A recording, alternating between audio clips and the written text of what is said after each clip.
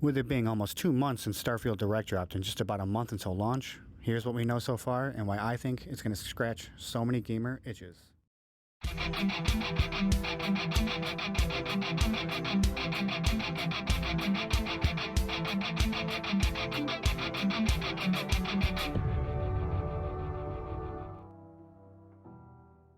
Starfield is Bethesda's first new universe in over 2 decades, taking those Bethesda RPG elements we fell in love with in the Elder Scrolls and Fallout to a galactic level.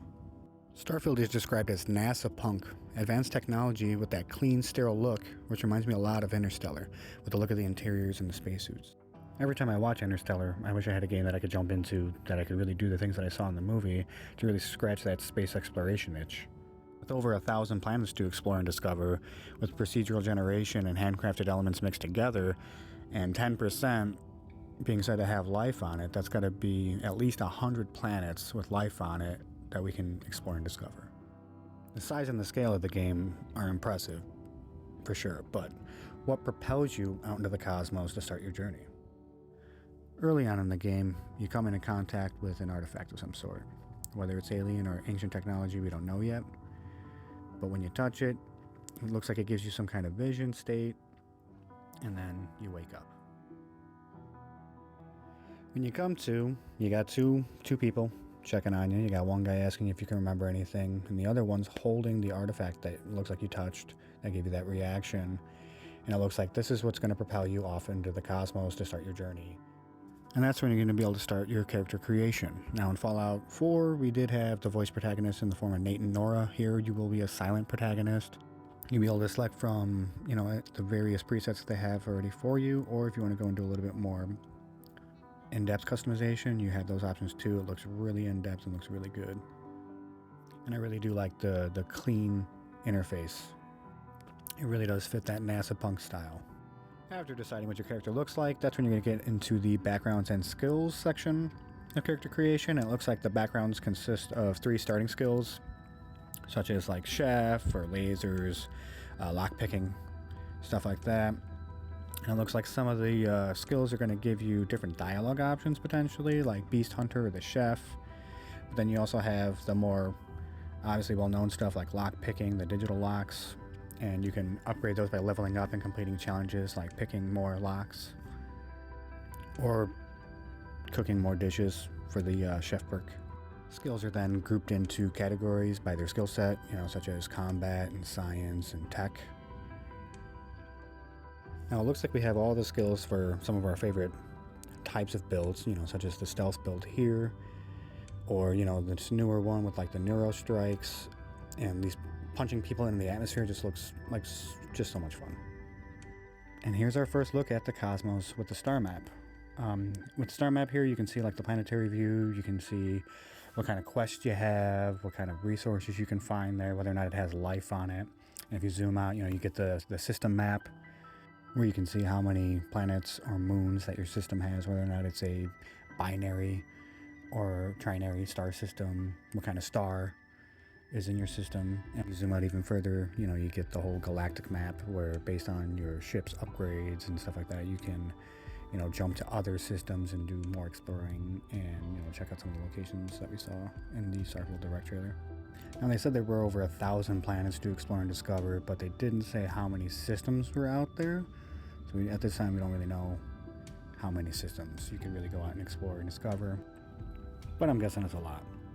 Now it seems like after your interaction with the artifact, your journey leads you to New Atlantis in Alpha Centauri, which is a mega city and home of 2 of the game's factions that we know about so far, Constellation and United Colonies. And it does look like when you roll up to a planet like Jemison, you do get scanned by the security forces there to see if you're smuggling or if you're wanted and you got a bounty on your head. This seems like it's going to scratch all my space smuggler itches. And it does look like the planetary landings are cutscenes and not seamless like No Man's Sky or Star Citizen. Given the scope and scale of the game, though, it doesn't really bother me all that much. Which brings me to the first faction we know about, Constellation, which is described as a mythical group of explorers. They are also interested in the artifacts, like the one that you had your interaction with. And I guess they're also researching why Earth has got a new makeover. In the Starfield Direct trailer, we saw what looked like the St. Louis Arch in a sea of sand, so Earth is definitely looking a little worse for the wear, and I think we're going to find out with these guys why. Constellation looks like it's where you're going to get the majority of your companions from in the game. Its leader is Sarah Morgan, an ex-soldier and explorer. You got Mateo, who's like a theologian, kind of reminds me of the Brotherhood scribes. And you got Sarah Morgan's apprentice, Noel, who's like a scientist as well. And then you got Walter, who's the financier, giving me those Mass Effect elusive man vibes. And I'm guessing he's probably going to turn out to be the bad guy at some point. You got Vlad, the former pirate and muscle. You got Samco, space cowboy and resident cool guy. And Barrett, another adventurer explorer, and I'm pretty sure this is the guy that gives you the watch that leads you to Constellation like we saw in the trailer. And of course Vasco, who's giving me those TARS interstellar vibes, and you can also say your name like Codsworth. And that brings me to the next faction we have in New Atlantis, the United Colonies, or the UC for short, described as a super republic and a military powerhouse, home of the Vanguard, which look like some kind of elite fighter pilots. One of the major factions from the Colony Wars that happened 20 years prior to the game, and they fought against the Freestar Collective, which is based here out of Aquila City in the Cheyenne system, which is another subgenre of science fiction. It's covering the space western vibe. It reminds me a lot of Firefly or Serenity, like the movies that came after Firefly. Looks like you could really live out your space sheriff fantasies. Now to say Aquila City is the complete opposite of New Atlantis might be a little rude, but it does look a little bit more like Mos Eisley than it does Naboo. I mean, the city is even surrounded by vicious predators known as the Ashta.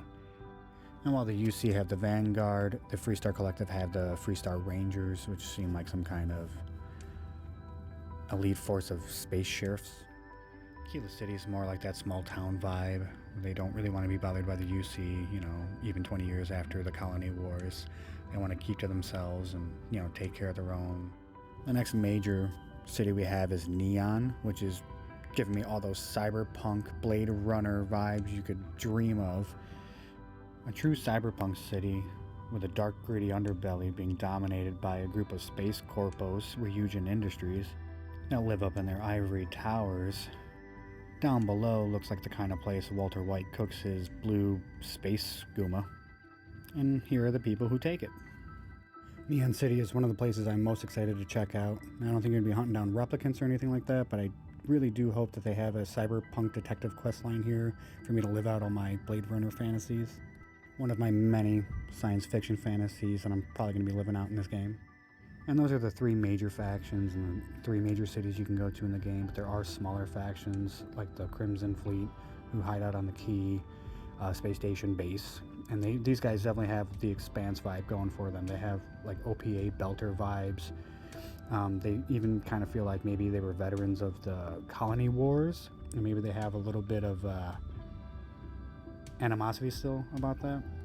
Now, the Crimson Fleet is a faction you can join, but you can also go undercover, I believe, for the UC to try to infiltrate the organization as well. And then you got the Red Mile, which is home to a group of runners, which I'm guessing are a group of smugglers that you'll be able to join in the game and then run cargo for, I'm assuming, to different locations and make some credits. You even have some minor factions and space religions like these Space Khajiit worshipping a space serpent. And one of the other locations we know about is Cydonia on Mars, which is described as the largest mining settlement in United Colony space. I'm assuming you're probably going to get some mining upgrades and stuff like that there. And in just these locations alone, there's enough variety stretched out across so many subgenres of science fiction. From the video games we all love to the movies and TV shows that we wish we could jump into. Like New Atlantis here reminds me so much of Mass Effect and the Citadel and just those beautiful futuristic structures and architecture, to the space western vibes in Aquila City like you'd get in Serenity, to the cyberpunk Blade Runner vibes of Neon City and the gritty underground there. There's just so much that it covers. To be honest, I couldn't tell you which city I'm most excited to go to, because they're just so unique and diverse and vast. I'm just so excited. Now, it's not just the locations that give me that feeling. It's also the combat that make me feel like it's going to scratch a lot of itches. And our first look at the combat here, I mean, it definitely looks a lot smoother and more fluid. There are some questions though about, you know, the accuracy of the weapon, like right there where you were facing down but the bullets were flying out and hitting, you know, the enemies. And I don't know if it's like a smart weapon thing like we saw in Cyberpunk, or if that's more a perk, like an accuracy perk that we see later. But it definitely looks smoother and more dynamic, and it just looks good. And now we've seen a whole host and variety of weapons, from ballistic weapons to laser weapons to melee weapons, silenced weapons, big weapons, explosives, mines and traps and stuff like that. We've seen quite the variety of enemies like the Raiders here, or, you know, T-Rex and, you know, killer robots. There are plenty of planetary predators I think you're going to have to watch out for. But with the variety of weapons we've seen so far, I think it's going to be a lot of fun having to deal with that. And some of the other things that we saw, we got a brief look at space magic. So it looks like we're going to have Bethesda magic in space now. And this is pretty much all we got to see of the space magic. But wait, there's more. The boost pack. This looks incredible. It looks like on different planets with gravity or atmospheres, you are going to be able to probably fly around and have all kinds of wacky fun with this. Not to mention the zero-G environments where you'll probably be able to fly around a lot easier. And that definitely gives me some Expanse vibes. And of course, fan favorite stealth builds. The combat has that look and feel of a Bethesda RPG, but it is definitely taken to the next generation. It looks like in this trailer, just by how fluid everything is and how good it all looks. We're going to be having a lot of fun with it. But how will you get around in space? In Starfield, you're able to build your ships in quite incredible fashion. It all looks really simple and streamlined and modular, and you can create almost anything you can dream up, as we saw in the Starfield trailer. From small ships to large cargo ships to, who knows, like battleships maybe. But it all follows this really streamlined, simple looking, modular, interchangeable feel for the shipbuilding, where you can see here he just goes ahead and pulls off the cockpit and he ends up sliding this piece in behind it and then just reattaching the cockpit piece to that. Very modular, very simple. For anybody who's played Space Engineers, this is going to be a way easier way to build your ships than in Space Engineers, it looks like. You'll be able to upgrade, you know, everything from your weapons to your grav drive so you can drive out further. And you can also customize your interior. You can take a look inside and see what kind of areas you built, like habitats or, you know, crafting areas where you'll be able to go inside your ship and craft some of your weapons or spacesuits or some of the food I guess you're going to be taking out on your journey with you. Now in the Starfield Direct trailer, we did see some pretty inspired stuff like animals, or my personal favorite, the mechs, which I cannot wait to drive a mech in space and fight like a Gundam. It'll also be your home away from home, a place where you can, you know, assign your companions and crewmates that you recruit in the world, which we'll get to here in a second.